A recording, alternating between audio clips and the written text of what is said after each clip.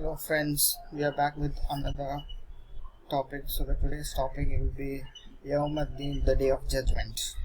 As we have seen in the previous chapter, during the time of respite, we have an opportunity to protect ourselves from the consequences of our wrong deeds through good deeds.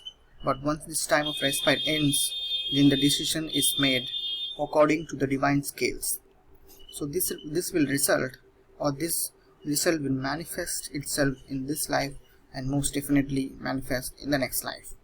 This time of manifestation of deeds is called Yaum Al-Deen in the Quran. Al-Deen is a very comprehensive term which has the meaning of book of laws.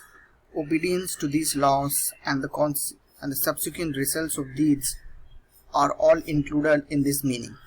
In the first chapter of the Quran, Allah has called himself the master of Yaum Al-Deen. Chapter 1 verse 3. It is he through whose law of requital the result of deeds become manifest. He has full control and sovereignty over this law, and no other power can intervene and none can escape its grip. In Surah Infitar of the Holy Quran, Yaum Al-Deen is defined as follows. It will be the day when no self shall have power to do aught for another, for the command that day will be wholly with Allah. Chapter 82 verse 19.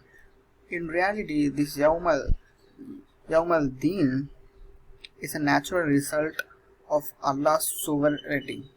The sovereignty of Allah means that everything in the universe is decided through the divine laws, and everything and every matter is decided through the law of requital. In Surah Al-Deen, it is stated that what other argument can there be for the one who lies about the day of judgment? Yaum Al-Deen, chapter number 95, verse 7. What it is not true that Allah is the ultimate sovereignty, those laws decide every matter. It is Allah the ultimate sovereignty. Verse 95 verse 18. So this is why it has been said, this is why it has said to the messenger regarding those who reject the law of requital, to proclaim to them with full conviction, verily that which you have promised is true, and verily the judgment must indeed come to pass. Chapter 51 verse 5 and 6, and further clarified as, then by the sustainer of the heavens and the earth, those provide evidence that this is very truth, as much as fact that they speak intelligently to each other. 51 chapter 23 verse. The point to note is that this accountability process is as real as two people recognizing and talking to each other. They ask when this will happen. In reply, it is said its time cannot be disclosed. However, at this time it is enough to understand.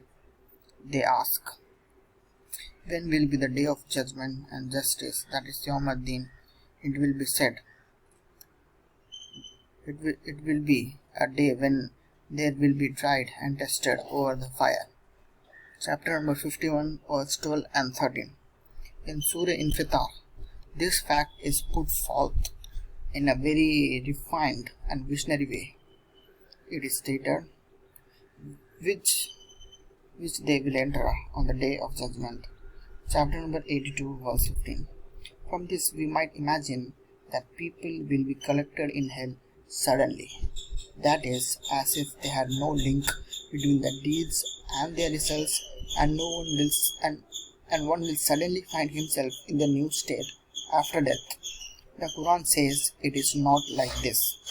The consequences of one's deeds are with them continuously, and it is only that they cannot be seen yet. They will see hell based on these consequences, which when these build up to the level where this hell will manifest itself. For example, chapter 82 verse 16 says that, and they will not able to keep away therefrom. So at this time they are not fleeing, they are not feeling the presence of hell, and will see it in front of them when that time comes. Whereas hell sees man all the time. Because of this surety, this day is also called Yaum Al-Haq, the day the truth comes out and the day the balance for accountability will be raised. For example, chapter number 78 verse 39 says that day will be sure reality. So at another place referring to the evil consequences, it is said that such will be their entertainment on the day of judgment.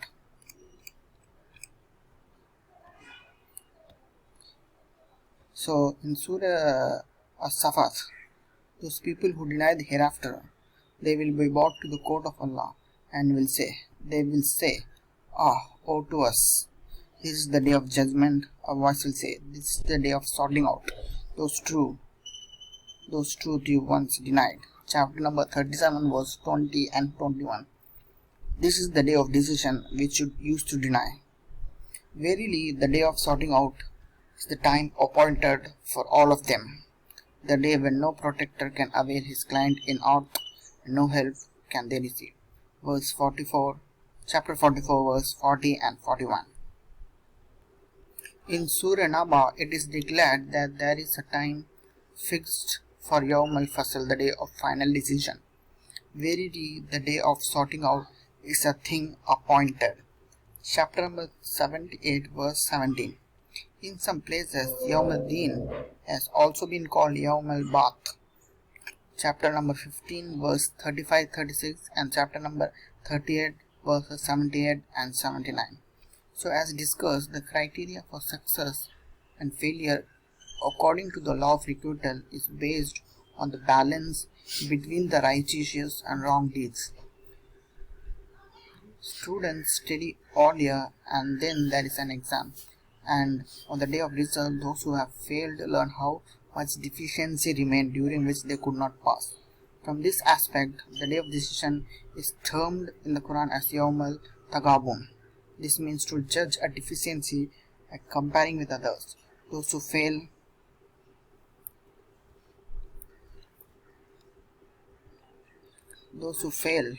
will be told, O you assembly of men, come there not to you messengers from among you, setting forth you my signs, warning you of the meeting of the day of yours? They will say, we bear witness against ourselves. It was the life of this world that deceived them, so they themselves will bear witness that they rejected. In chapter number 6, verse number 130. People who deny the Yaum Al-Deen are mentioned in several places in the Quran. In Surah Mudathar, it is stated that when the criminals will be entering hell, they will be asked, what led you to the hellfire? They will say, we are not of those who prayed the salat, nor we are those who fed the indigent, but we used to talk vanities with the vain talkers, and thus we used to deny the day of judgment, and until then there came to us the hour that is certain. Chapter number 74 verse 42 to 47. So in Surah Infitar, people are told that you deny Yaum Al-Deen through all your deeds, though all your deeds are being recorded, and the day the deeds are disclosed, destruction will be awaiting you. Chapter 82 verse 9-10 and chapter 83 verse 10 and 11. So again in Surah An-Nahl, it is again made very clear. Do you see those who deny the judgment to come? Then such is the man who repulses the orphan with hardness and encourages not the feeding of the indigent. So woe to the worshippers who neglect their prayers of salat, and those who want but to be seen by the men, and refuse to keep open the means of substance which others need. Chapter 107 verse 1 to 7. So thank you.